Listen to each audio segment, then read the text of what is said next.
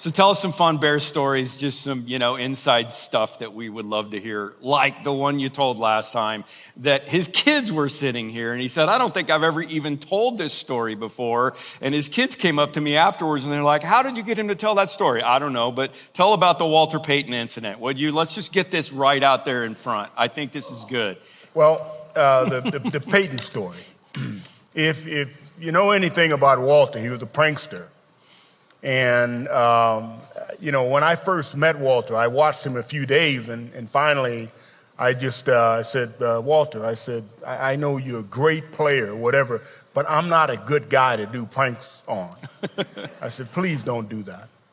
And he looked at me like, okay, Mikey, and walked away. Well, after my second year, I had the opportunity to go to the Pro Bowl. So Walter and I are there, and it's a very hot day. It's our first practice. And he's over in the corner talking to a couple of the guys that have been there a few years.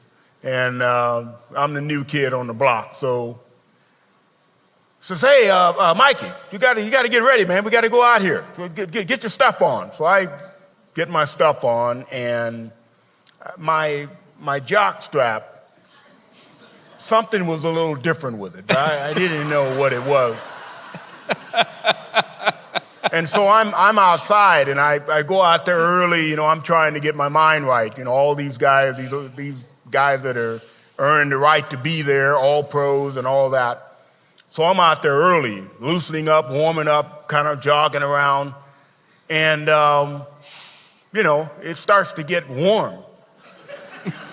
And, after a while, I'm kind of like, ooh. That's not a good place to feel like that. And so Walter and some of the older guys, they're standing over there laughing at me, and I'm really frustrated and embarrassed and scared at the same time. So when practice is over, I go in and they're laughing, and the trainer says, it's pretty hot out there, wasn't it? He says, just initiation. I said, initiation? So that was, they did that to me on purpose? I said, yeah. So I went to Walter. I said, Walter, did you do that? And he just started laughing. No, Mike, no. So I knew it was him, but it was the most uncomfortable feeling I've ever had. And I told him I would never do that to anyone else. Thank you.